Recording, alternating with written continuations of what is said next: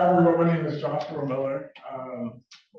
I am a political scientist by trade. I'm a senior research fellow here at Rutgers CLiME. My primary research focus is on the presidency, race and ethnicity, but also on public health, especially as it relates to reducing crime and reducing recidivism. And so today's presentation really comes from a work that I'm conducting as it relates to a book that I'm working on called The Politics of Race and Development of the Law and Order Presidency. And one of the chapters in the book is it was a very interesting revelation. There was a riot in Detroit, and President Johnson and his team was deeply concerned over what was causing African Americans to want to riot. You know, we have passed programs from the Great Society. We have erased some inequities as it relates to the economy. And what they found terrified them. What they found was that for even middle-class African Americans who were arrested, police brutality had ranked above lack of access to housing.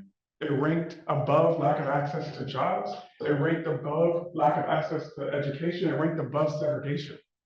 And of course, the administration is apocalyptic about this because they can try to solve issues for inequities in all those other places, but they could not go to the public and talk about the issues of police brutality because it wasn't something that was readily accepted. And so the thing that we're about to talk about today is really the importance of community-based criminal justice programs as funded by the Department of Justice and how they can increase public safety by addressing public trust and addressing social determinants. Because the key question here, and here's the problem, is we don't really talk about how do we create a public model system where the African Americans desperately need and deserve. Because currently we treat African Americans as if they have to choose between a system that either allows them to be a victim of crime or either they have to endure some type of social injustice. And Black communities often feel trapped by this. They feel trapped by the threat of crime, as well as the prospect that the police will treat them like they're that threat. And so the public safety model simply says this, that African Americans should be able to live their everyday lives in their neighborhoods without the fear of being a victim of crime or the victim of police misconduct. And so here's the central question. How can we create communities where African Americans feel safe from crime and develop positive relationships with public safety officials? And the answer to that is community-based criminal justice programs. Now, community-based criminal justice programs is not just community policing, which is something that I'm sure that you've heard. It involves partnerships between the police and social service providers as they work together to address social determinants and increase public trust. It involves developing programs and forming relevant partnerships that will reduce and prevent crime. This approach recognizes something very simple, that the lack of trust between the police and communities, as well as social determinants, such as lack of access to housing, education, poverty, healthcare, leads to an environment where crime is more likely to occur. And to put it another way, more simply, if you have a person who has access to quality and affordable housing, education, healthcare, and food, and they have strong relationships with the police, they're less likely to commit crimes. And so community-based criminal justice programs is a lot broader than what we talk about. They include rehabilitation programs, reentry services, housing assistance, behavioral mental health services, and the community policing activities and engagement. And we have success stories. One of the things that we want to focus on here at CLiME is we don't want to just offer ideas for the sake of offering ideas. We want them to be evidence-based. And what we found is in Boston, when they implemented community policing, they were able to reduce crime from 2006 to 2020 in every major category. In Chicago, a place that never sees crime retreat, ended up seeing crime reduced for the first time in like 7 decades. Crime in Chicago increases decade over decade. You can date it back all the way to the early 1900s. Philadelphia implemented a diversion program that reduced recidivism amongst juvenile delinquent offenders. In St. Paul, Minnesota, they created one of the first community-based policing models in the country using federal JAG grant programs, created a model for reducing crime.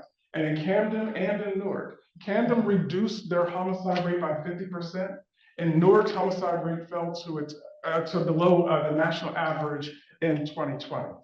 Now, fortunately, the federal government has been committed to funding state and local governments community-based criminal justice programs dating back to the early 1960s. And if you see some of these laws on here, they enacted these programs and laws that were traditionally considered very punitive. But in those laws was still a commitment to community-based criminal justice programs.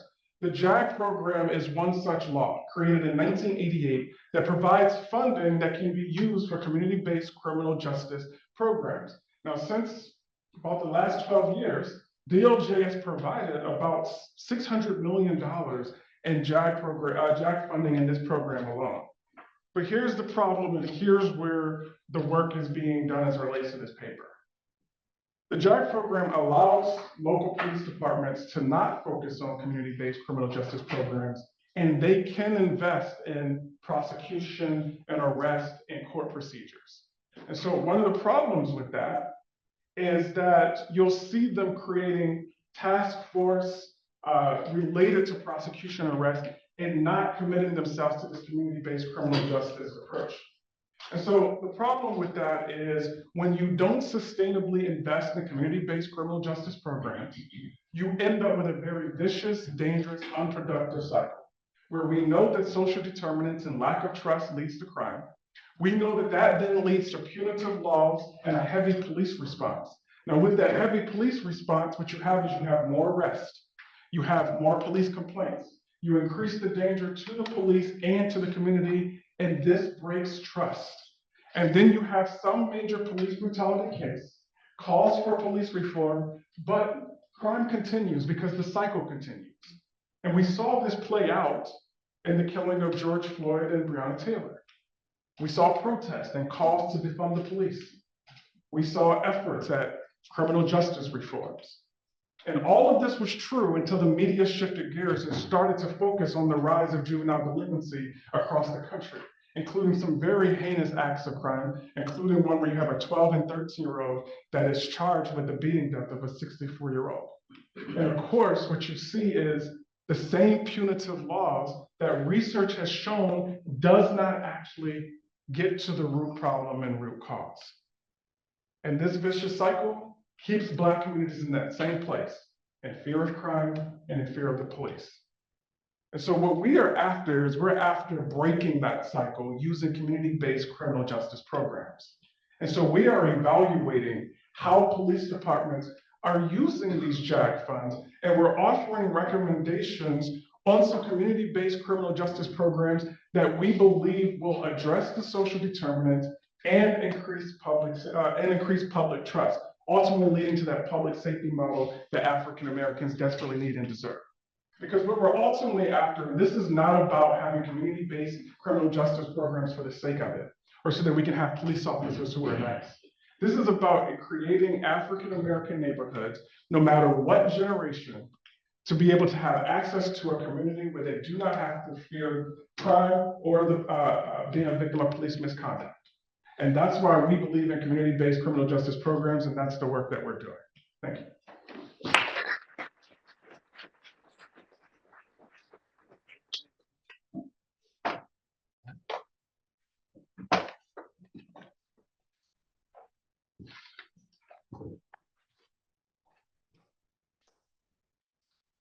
Your introductions, Joshua Miller is a PhD from, you got your PhD from Catholic? Catholic, yes. And you did your master's work at Howard? At Howard University. So he's been with us since early, I guess late 2023, working on a variety of issues, as you just heard. The next presenter is a CLiME fellow who's a law student about to graduate, and who has done tremendous work with CLiME over the past year. She actually started out as a CLiME summer intern in our inaugural program last summer. We're doing another one this summer. She's done tremendous work on our behalf, and she'll be presenting on a project that began last summer in response to the issue in Newark that we identified in a report called Who Owns Newark about the proliferation of corporate buyers and institutional purchases of 1 to 4 unit homes in the city. Anna?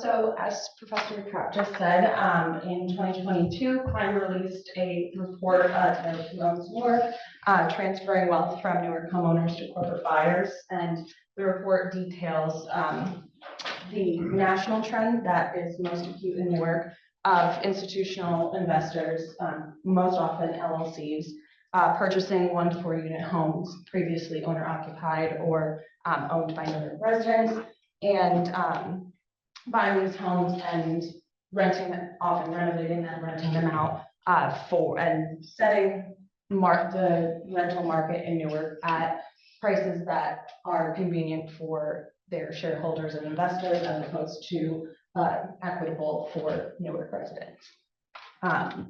So one recommendation from this report was that Newark and New Jersey should pass laws mandating public disclosure of investor principals of institutional buyers in 1 to 4 unit homes.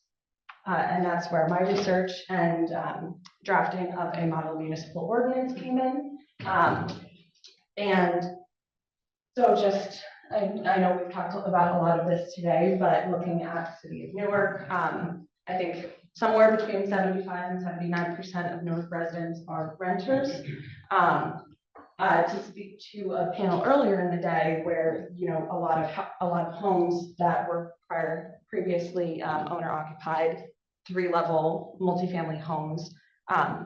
Unfortunately, during the foreclosure crisis, really between 2008 and 2013, up to and including 2020, a lot of middle-class Black homeowners in Newark particularly were facing foreclosure, and a lot of these real estate institutional investors purchased these 1 to 4 unit homes. So from 2017 to 2020, 47% of properties in the city of Newark were sold to an institutional investor.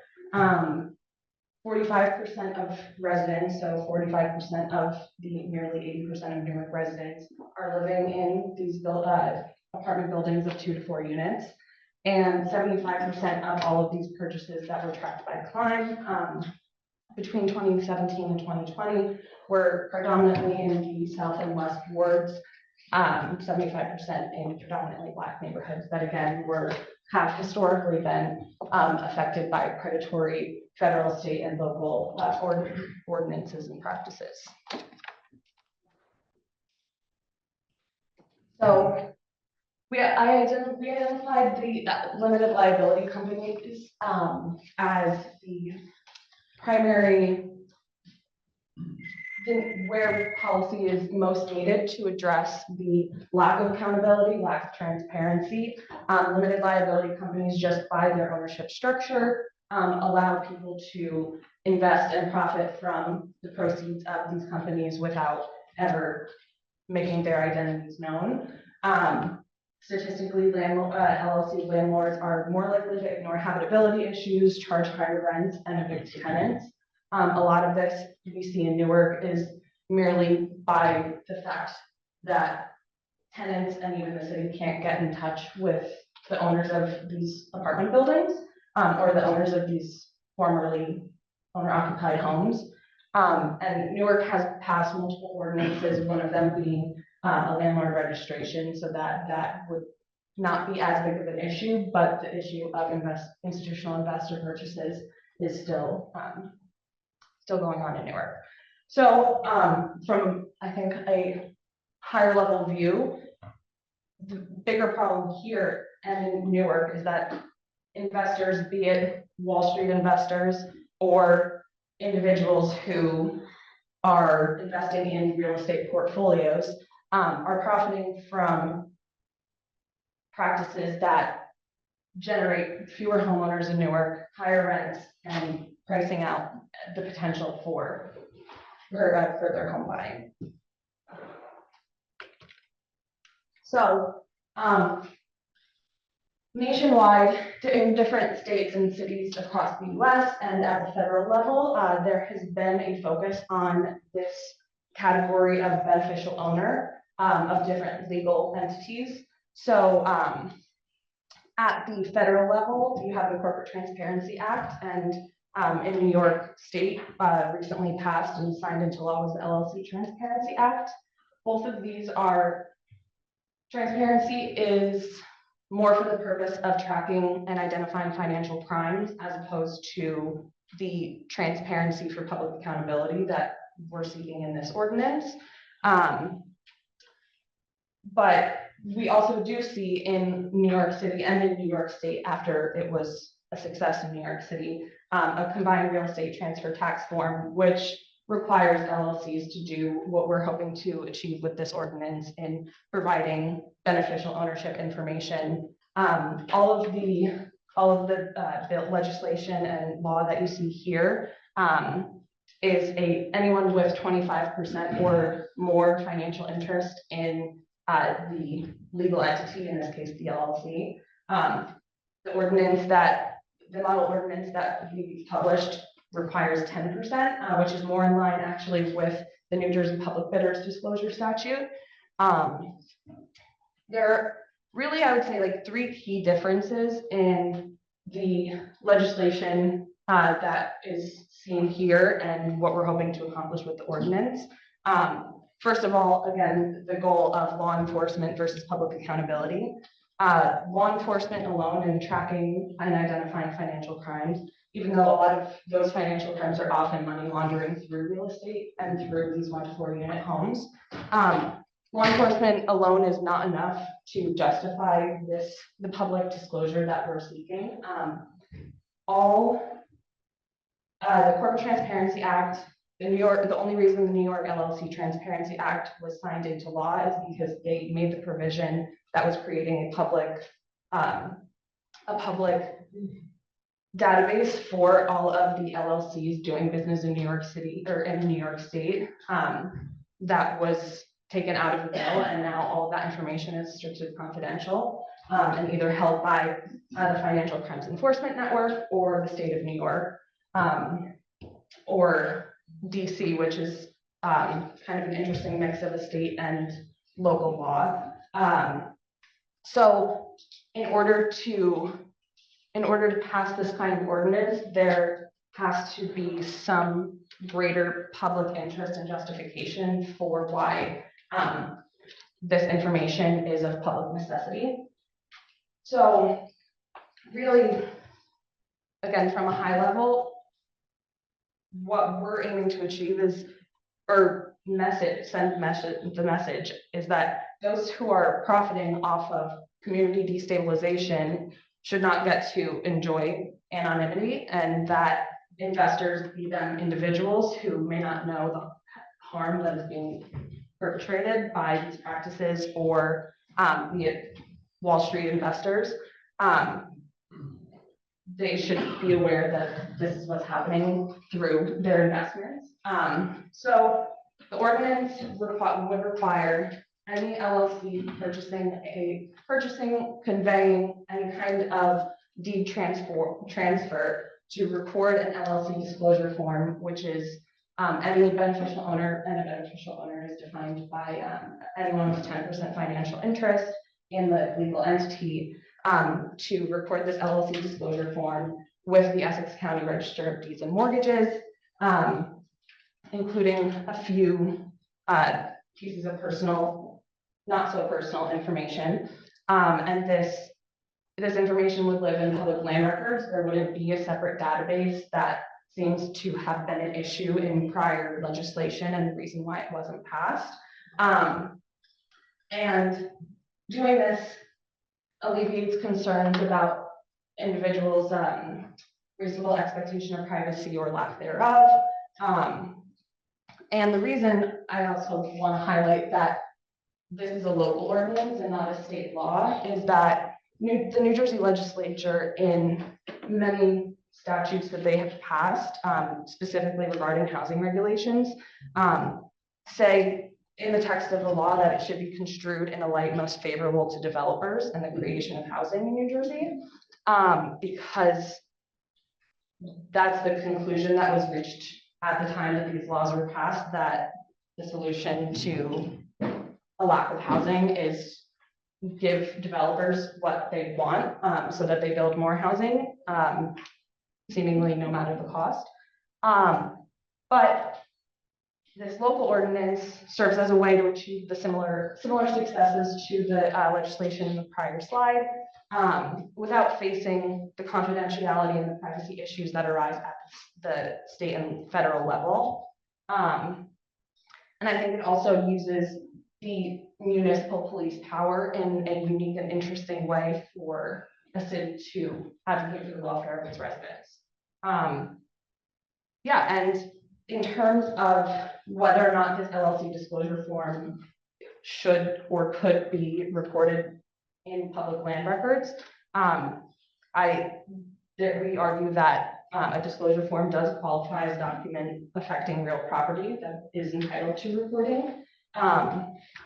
And so, in and of itself, there's nothing that's going to make LLCs actually put these disclosure forms on the record, on land records. So, similar to a Newark municipal ordinance involving the requirement of a deed restriction on affordable housing property in order to receive a certificate of code compliance or a certificate of occupancy.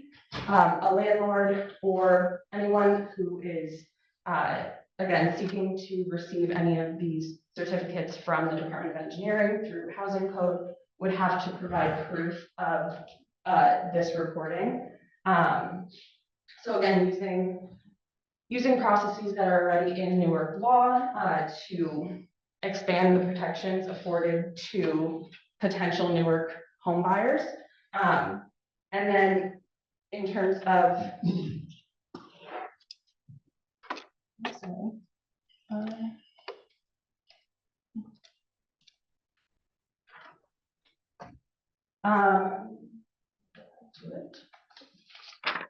so yeah, this Newark municipal ordinance involving affordable housing requires proof of a deed restriction in order for the owner applying for a certificate of occupancy, which is needed to legally rent apartments in the city of Newark, to receive a fully executed copy. The ordinance does include narrow exemptions and a request process for that. It is a more passive method of enforcement, especially because we aren't seeing landlords follow the new ordinances that Newark has passed in the past 3 or so years. Not everybody is in compliance with landlord registration, vacant property registration, rental unit registration, but adding in this additional aspect of a land record for any LLC that owns property and rents to Newark citizens could easily kind of fit in that envelope of new legislation that is meant to protect renters. So just to quickly wrap it up for policy rationale and why this is so important. When we're in a city of 79% renters, it doesn't make sense that landlords and institutional investors should be dictating a market that serves people who are making passive income and not as someone on the former panel had mentioned housing as a commodity and not a basic need. So, the investment buying increases the ratio of renters over owners. And so that makes rents higher. It also makes the cost of selling and buying higher, which makes individual home buyers less likely, and with less home ownership, community welfare is affected. And finally, just in a conversation about landlord-tenant equity, their renters are expected to give a lot of information about themselves when they're applying for housing. This is especially the case in public housing. We have a lot of truth in lending practices and laws in place, and so an equitable solution, an equitable remedy in order to protect the interests of potential home buyers would be a truth in owning or a truth in renting measure. So there's more information from personal homeowners or home buyers in land records than there really is from LLCs as it currently exists. So this ordinance would hopefully balance the scales a little bit more and perhaps disincentivize some of these LLCs from conducting the practices that they are and thinking twice before purchasing such vast quantities of property in newer neighborhoods that have historically been disenfranchised and excluded from this concept of the American dream and buying a home and being part of the community. So, yep.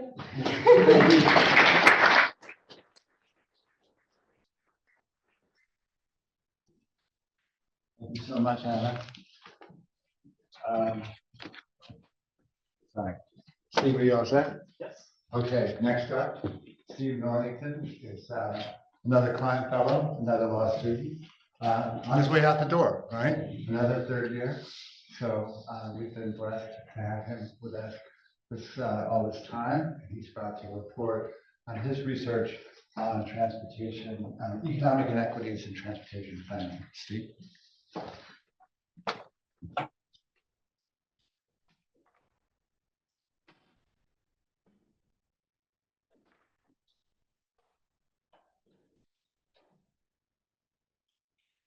All right. Hi, everyone. Once again, my name is Stephen Northington. I go to Rutgers Law here in Newark. My presentation is on transit equity. It's an introduction for further research into public transit inequity in New Jersey. The ultimate goal of this research is to be a sort of jumping off point for other areas of research dealing with transportation inequity in Jersey, because it's a big beast. This area of research isn't necessarily new. However, the in-depth analysis that is required to understand where the inequities lie in transportation is not there yet, especially for New Jersey. And I'll touch on that a little bit more. Even as New Jersey Transit speaks towards achieving equity, it isn't known where they're getting this information from or what. They're just saying things. Hopefully this research will lead into accountability for them. So before getting into exactly what is transit equity, there are some key terms that I would like you all to think about. You may not hear them in this, but everything that I'm speaking to is related to this. So in transit equity, there are looks at horizontal and vertical equity. And this sort of chart will show a little bit of it, but generally horizontal equity, and if you Google it, taxes will come up first, but in transit, horizontal equity is similar in that it's looking at people of similar means and access and achieving equity for them. Vertical equity, however, is looking at inequity between persons of different means and different accesses and how to bring them up to actual equity in that sphere.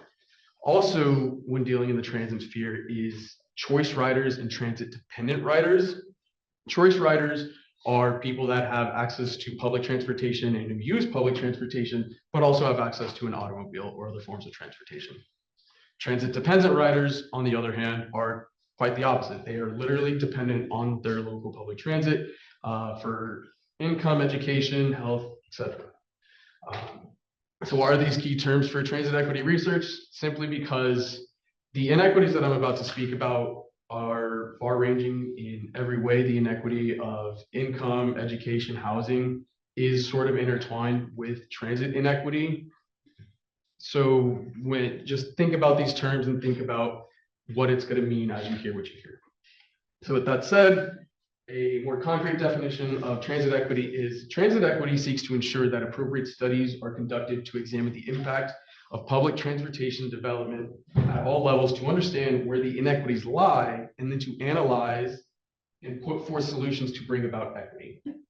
The area of focus is then on barriers to public transit, physically, such as not having any local stations or bus stops, or socioeconomic factors like fare prices or inconsistent and unreliable transit services. And anecdotally at lunch, I was speaking to someone who told me about a station next to them that they would love to go to, but their trains either are always just running past it, right? We have express trains here.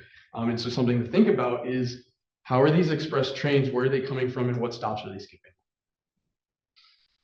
What does transit equity have to do with CLiME? Generally in New Jersey, we've talked about this all day, so I'll go through it quickly. New Jersey uses a lot of public transit, consistently ranks top 10. New Jersey Transit itself has stated its plans to expand, and I'll go on more on that later. And this is introductory research that needs to be built upon to really understand how transit inequity affects metropolitan equity.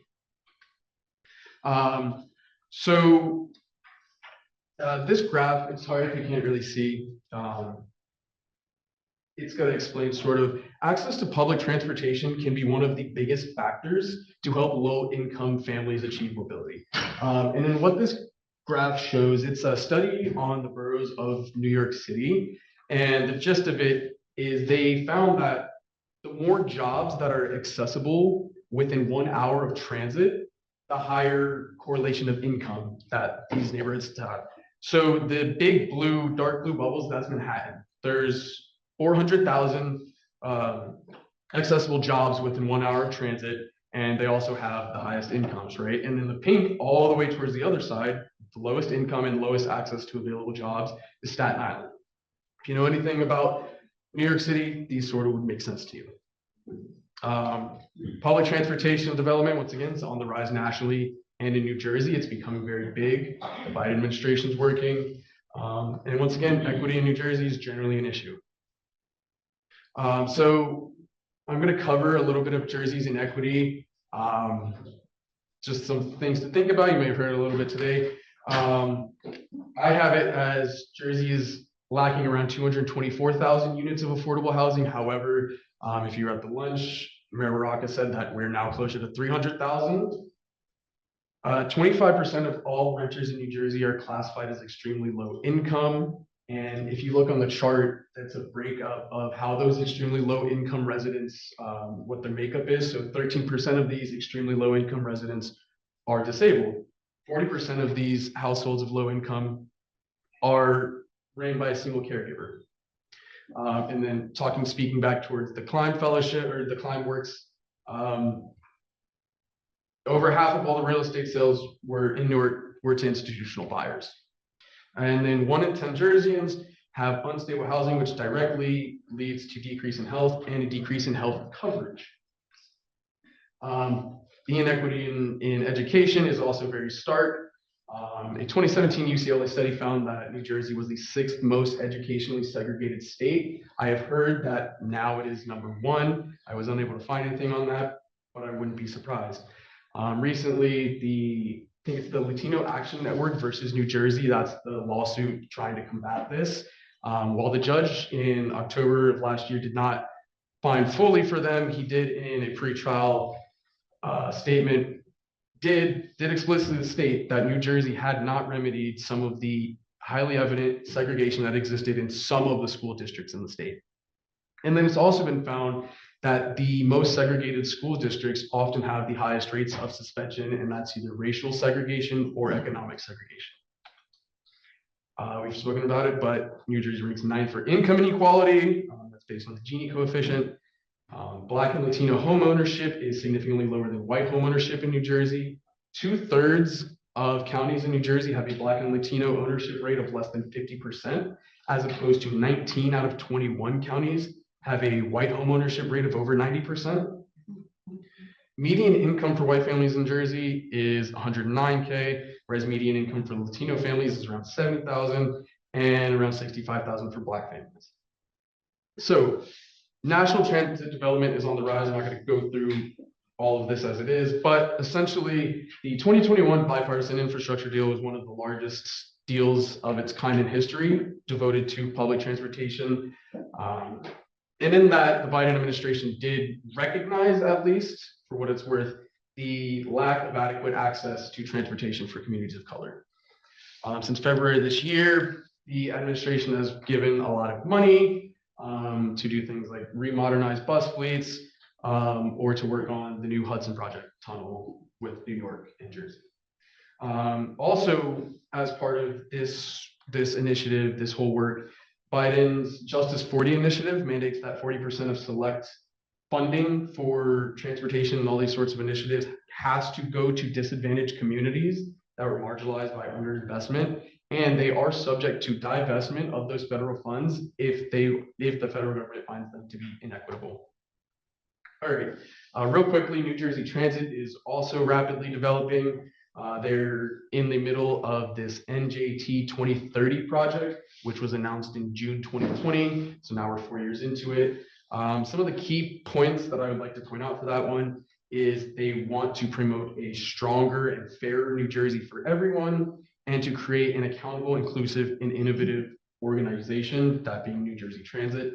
And as a part of this, New Jersey Transit has developed a transit-oriented development program. And the New Jersey Transit Development Oriented Program is dedicated to developing transit hubs around train stations, revitalizing train stations, that sort of thing. And its goals, once again, I'm going to highlight to promote affordable and diverse housing types, as well as to directly benefit communities and stations by creating local value, revitalizing local business sectors, creating non-automobile focused infrastructure to better promote clean and communal aspects around the station. And once again, they've committed to equity.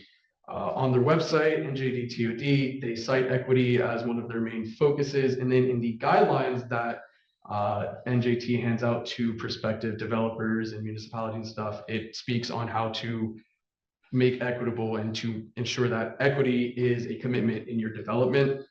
And once again, they cite a lack of investment in low income and minority communities as a common problem being supposedly undertaken by its transit-oriented development program.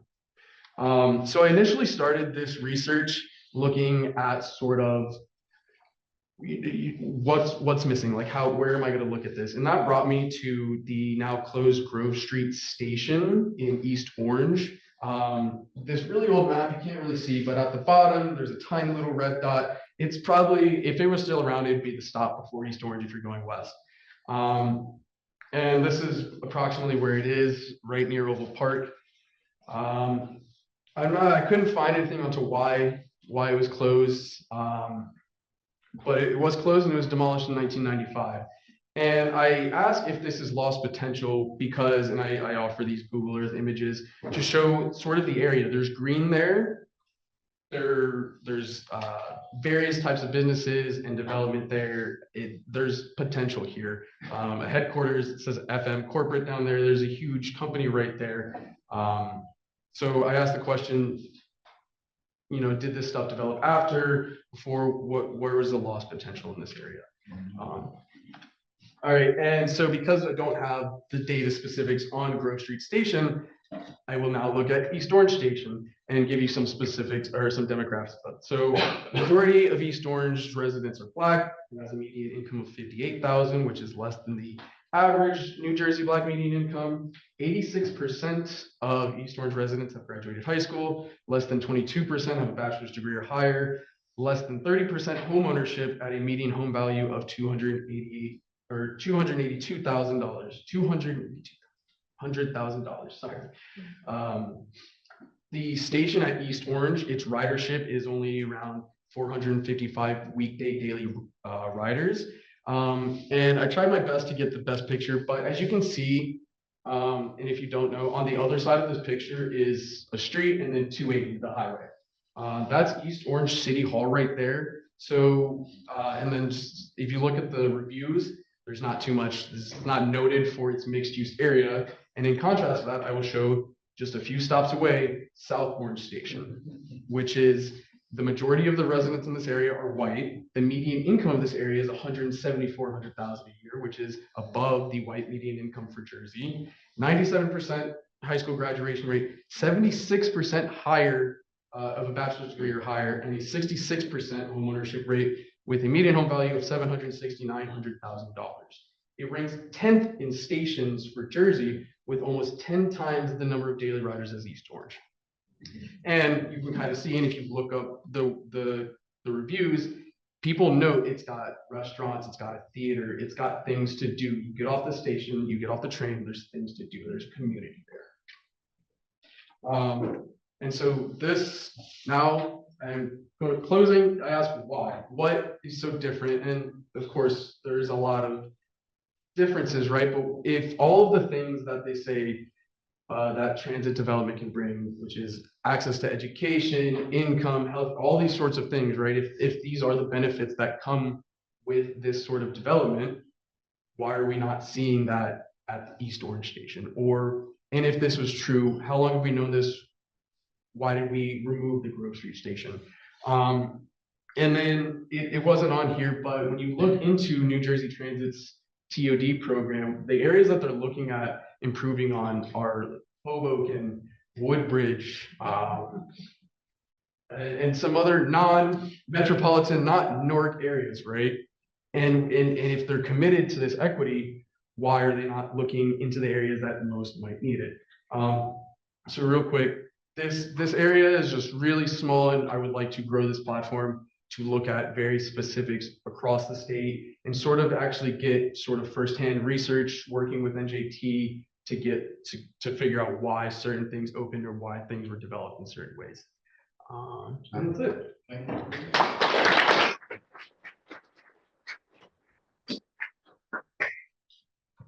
Thank you so much, Steve. And just note, folks, these are works in progress. And so fellows always appreciate not just questions, but suggestions, feedback. I was struck by this, comments, things like that. This is how the process works in terms of producing scholarship. We run through drafts. So if something, if you heard something and thought, well, what about this? What about that? And it wasn't among the questions, for instance, that Steve thought about pursuing, but you think he should, that's really helpful. So next up, Kevin K. Rogan. So Kay is a doctoral student in global urban systems. We are very fortunate that he has a background in architecture. He brought that background to this work. Very interesting on thinking about housing and its design in relation to health outcomes. Kevin. One moment, just get the PowerPoint up.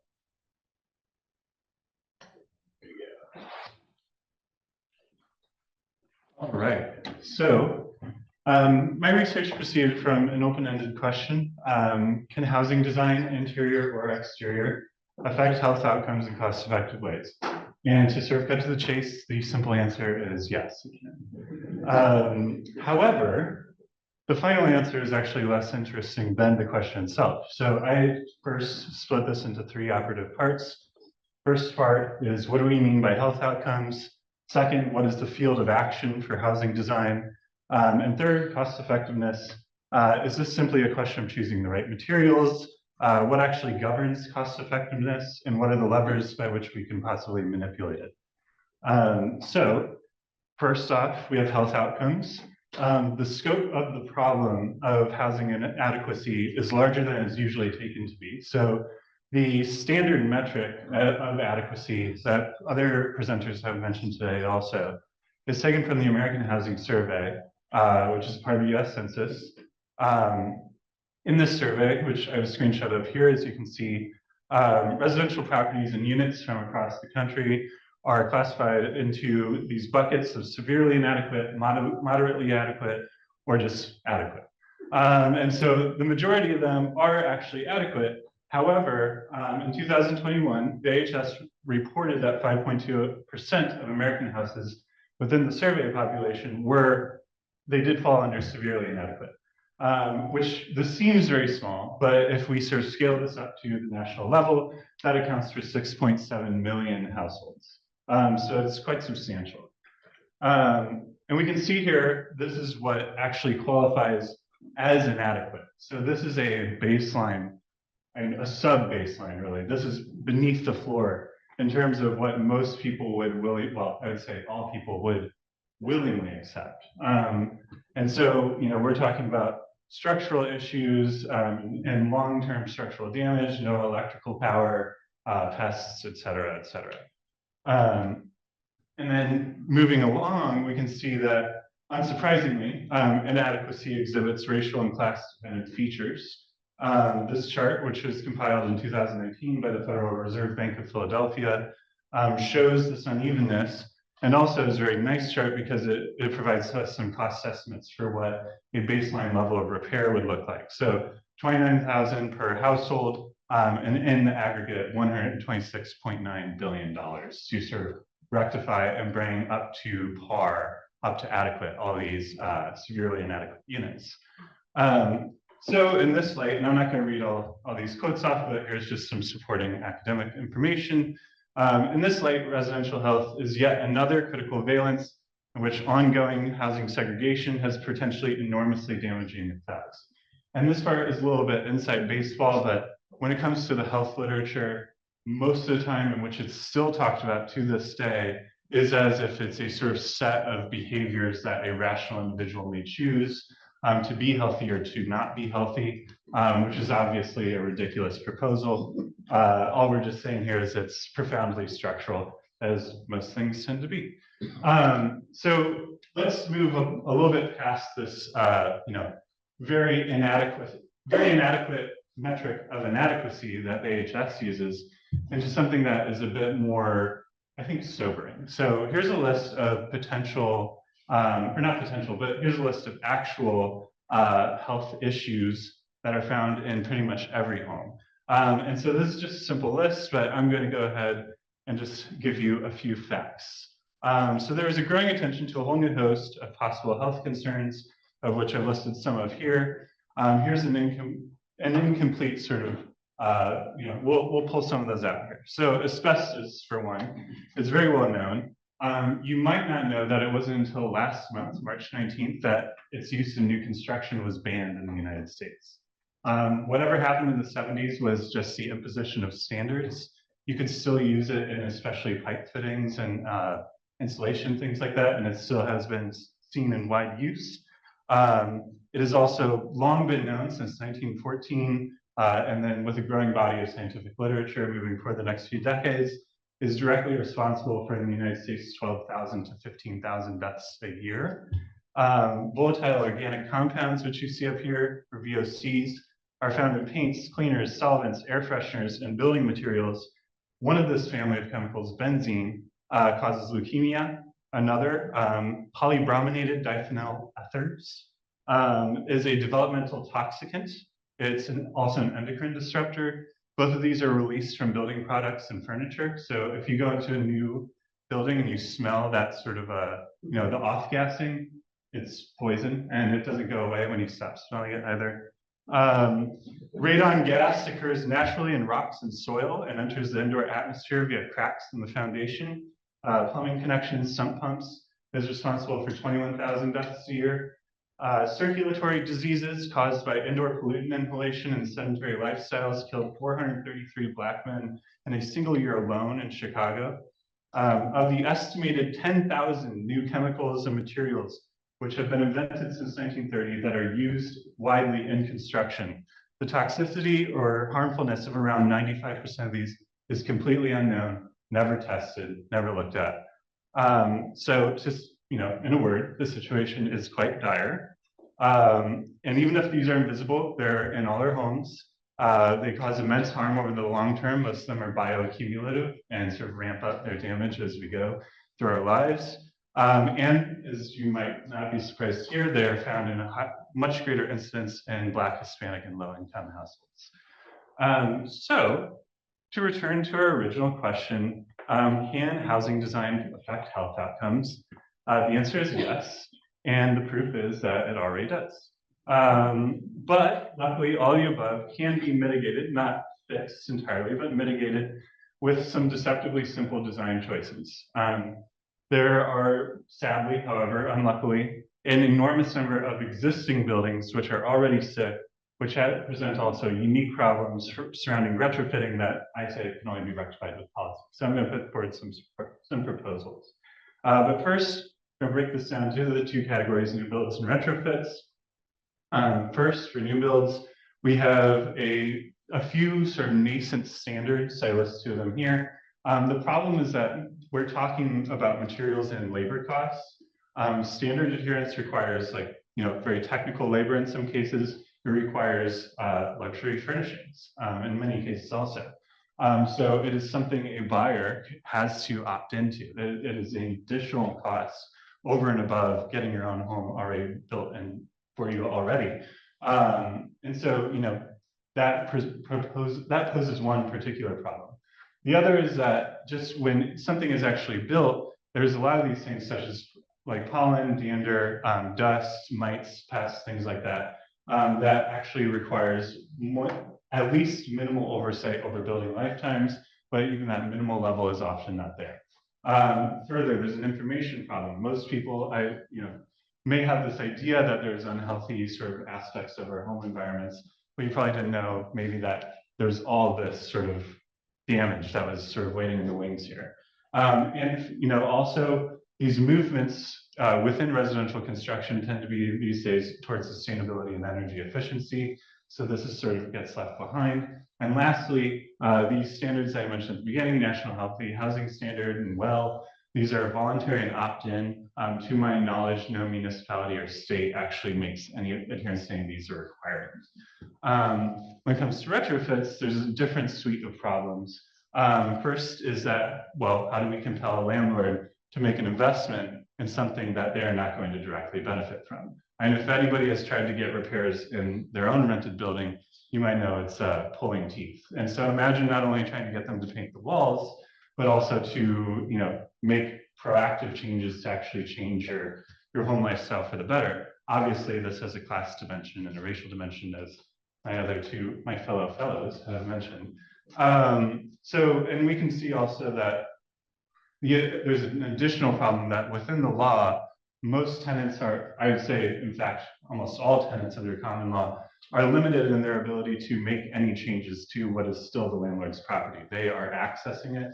They cannot make proactive changes on their own outside of very limited circumstances. And even if they could, there is this, I have these national annual income listings here. We see that renters tend to have dramatically lower income than homeowners. And so, sort of to elaborate further, in new builds, this is a burgeoning arena where academics will repeatedly exhort in the literature. There's a growing need for collaboration and collusion between architects and health researchers. I'm sort of here to say, in a cautionary way, the research we have thus far tells us more than enough, but it points time and time again to this seemingly insurmountable problem. Not only is standard adherence a luxury good, so as I mentioned before, the specification and use of healthy non-toxic fixtures and furnishings is an additional luxury expense. These are high-end design choices. They're solidly out of the range of lower-income homeowners and developers. The health and design literature, for the most part, fails to apprehend this fact. Just by way of an example, I have this screenshot here, but the sort of premier non-toxic cabinetry, and cabinets are like just a wellspring of these VOCs in particular. But the sort of premier brand of non-toxic cabinetry is aluminum. It comes from Italy. It's about $3,600 per unit. So probably nobody really ready to throw down that sort of money. But I will say, there is a potential to route around the fixtures problem.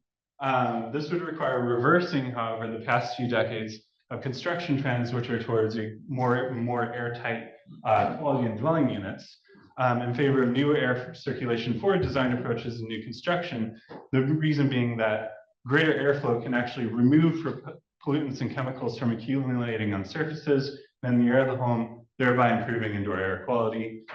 Typical ventilation systems, which are usually substituted and, along with the sort of consolidated building envelope, can actually become sort of sources of bacteria themselves and further, create this catalyzing, damaging environment, make things worse. In fact, there's some good research that comes out of COVID, which points out that on the whole, indoor air environments tend to be far worse than outdoor air environments. So on that in that spirit, using my architectural training, I've taken the liberty of preparing a sort of proposed design. My arrows broke here. I'm so sorry for that. I would never let that happen if I had known. I've taken the liberty of preparing a proposed design using an existing city-owned site in Newark. This is for illustration purposes only, obviously.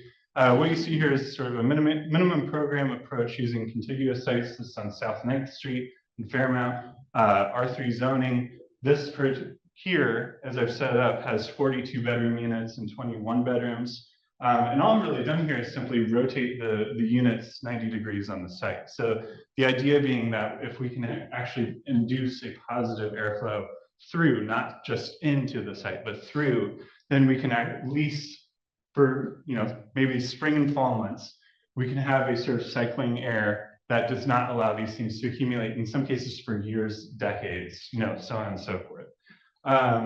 And this can dramatically improve air quality. I mean, I do not necessarily have statistics because that sort of empiric stuff is not right. It's not really where the sort of academic work is happening right now. But it would be very easy to sort of run a longitudinal study in this way if you had, say a few tens of thousands of dollars. Here's just a typical street view. I'm just kind of showing off here. I can do renderings. Note also, I do want to point out that, what we have here is the one sort of additional thing, again, with a minimal sort of fixture agnostic cost, which is right here in the center, this sort of walk up. So a lot of people track in the worst of what's outside into the home, just by providing different paving. We can fix that. And so moving on very quickly to retrofits, this is what I'm sort of particularly excited about because there's new legislation at the state level in New Jersey to construct what is called PACE, or Property Assessed Clean Energy. This is a funding structure which actually makes loans available to property owners for making these proactive adjustments and modifications to their properties. It is slowly coming down the pipe, but it is coming. It is strictly at this point for environmental and energy efficiency proposals. My very simple sort of proposal here is to expand what is taken to be as eligible improvements under the existing funding structure. So give it this cutesy nickname, Park. And basically that's the entirety of my proposal. We would, as was said earlier, this is just sort of preliminary notes on further research.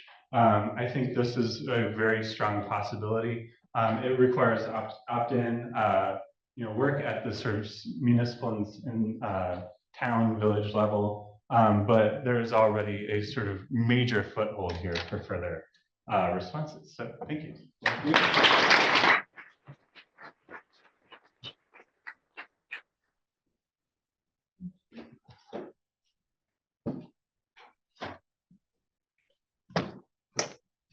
All right, thank you so much. Well, we're almost there. Almost ready to conclude the day and have a glass of wine together. But before we do, we have one more presentation from Senior Research Fellow Musab Ali. And Musab introduced himself earlier when he played the role of moderator, but I do just want to brag on him for a moment because he's also fairly new to CLiME. He started just a couple of months ago and has been working diligently on the project he'll describe for you. But he is one of Newark's own in the sense that he's a Rutgers University Newark undergrad who then went on to a law school that I rarely talk about, even though I attended. But we're proud of him. He went to Harvard Law School and he came out and came to work for us. So we're so happy to hear him talk about gentrification in Patterson, Newark, and Jersey City. So I'm just going to turn this off. Well, those of you guys that have made it here, we saved the best for last. So you guys get to hear some cool and interesting studies. And there's been a lot of wonderful things said about Newark today. And I will preface my entire conversation by saying I think that Newark has done a tremendous job and a lot of learning. But there are going to be some things that I sort of critique as we talk about gentrification and what gentrification looks like. So let me start off by saying that gentrification in and of itself is a very complicated topic. There's lots of different people who have different definitions of gentrification. There's lots of different ways that we understand gentrification. But for me, the definition that I'm going to put forward and posit is that gentrification as a process undermines the historical and intended role of cities in promoting racial integration, leading to increased housing instability and socioeconomic segregation. We've talked a lot about segregation in the school system. In New Jersey, we've talked a lot about segregation as a whole. I think many that have grown up even in very diverse environments, I grew up in Jersey City, we understand that there can be diversity and segregation that both come and live hand in hand. So gentrification brings to the forefront the convergence of a couple of different factors. There's rising property values, demographic shifts, and very often the displacement of long-standing, lower income, and predominantly minority communities. And so the question is, what drives this, and what importantly can be done to sort of mitigate the effects of gentrification? In order to start, we have to look at the past. People here have talked about this, and I'm sure people in this room are no strangers to this, but the history of our cities have been shaped deeply by patterns of racial segregation. So patterns of discriminatory practices like redlining, white flight, and the strategic placement of public housing. These practices not only divided housing, but also laid the groundwork for the socioeconomic divides that we witness today. Now, I'd be remiss not to mention that this is not just something that we've noticed here at the local level. This is something that has caught the attention of people all the way at the federal government. So 2015, there was an initial project that was put forward about affirmatively furthering fair housing. This is a HUD project. 2015 put forward under Obama's administration. Subsequently, the year later, we had an election. Elections have consequences. Consequence of that was that this proposal sort of never moved forward again. It's been brought back up by the Biden administration. So AFFH, this is the HUD proposal. It now requires that anyone that is getting HUD money put forward something called an equity action plan. And the idea of this equity action plan is to increase the supply of affordable housing, reduce barriers to economic and housing justice, and promote sustainable home ownership among historically underserved communities. So it's not just a policy outline. There's actually initiatives that HUD has put forward for all segments of society. There was a proposed rule, and so it went through the policy making process that's been put forward, but we're not actually going to see the results of some of that for a couple of years.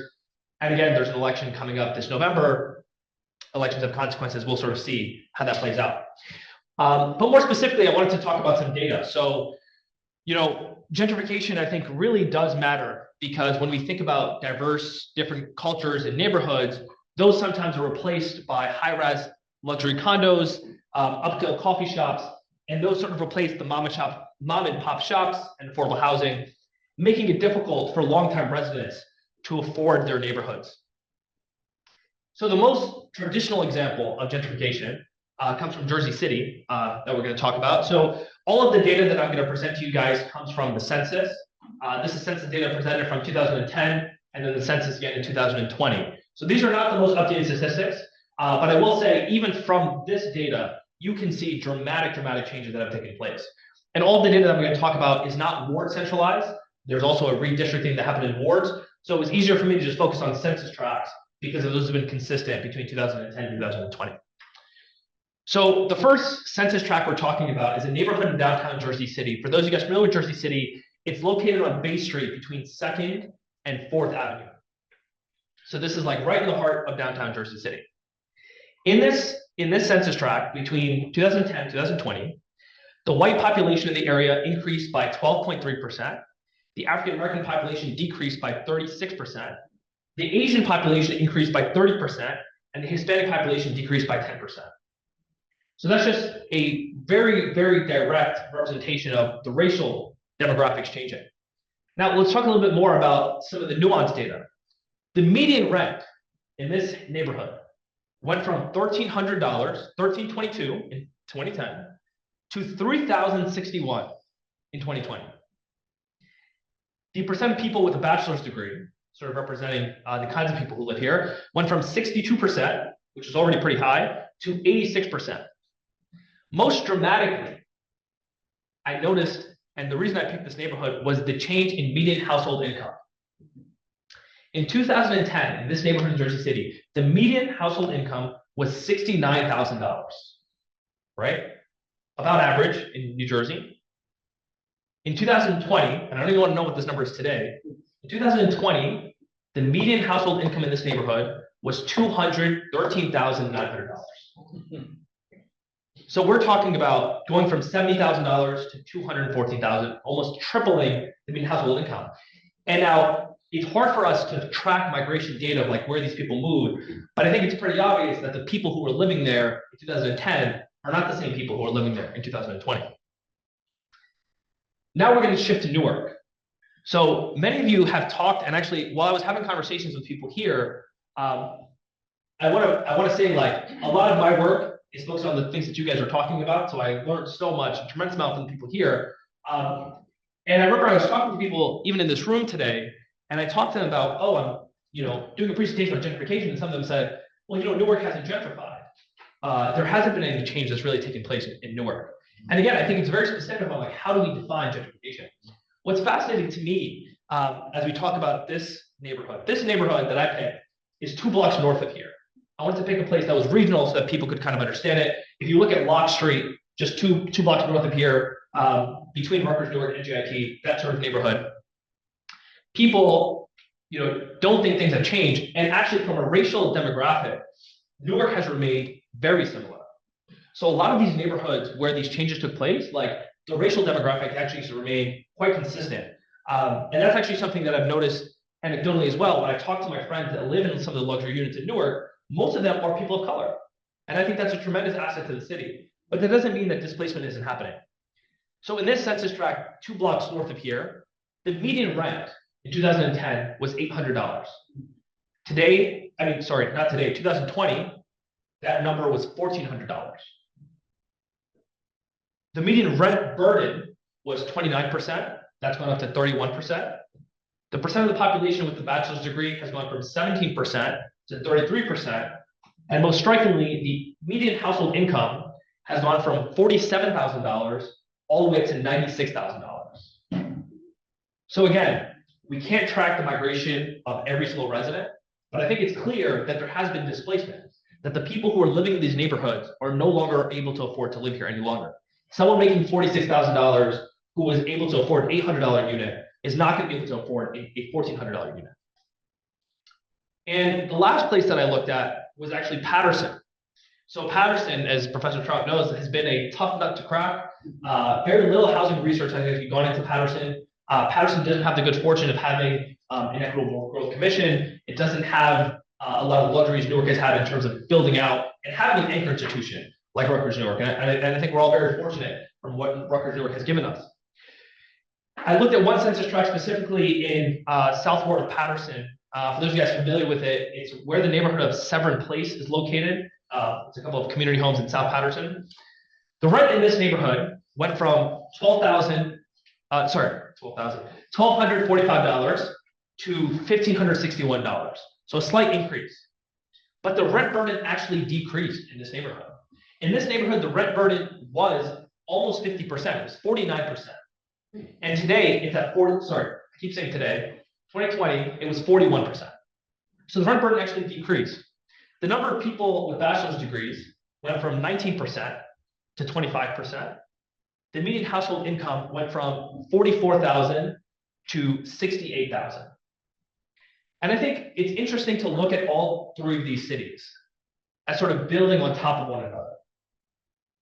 Patterson doesn't really think about equitable growth. It's not a concept, it's not a framework that the mayor talks about, because Patterson is just looking for investment and development. And I think there is a question of, is that the right answer? Even in Newark, the mayor, people have brought up the idea of tax abatements. the mayor here has been, not hesitant in terms of bringing in tax abatements as a negotiating tool, as a tool to spur development.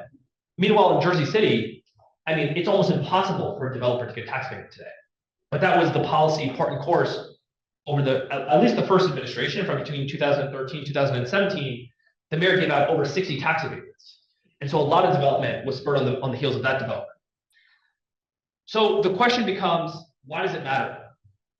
And I think for me, it's because gentrification is not just changing buildings and businesses, it's also altering the communities that are heartbeats of the city.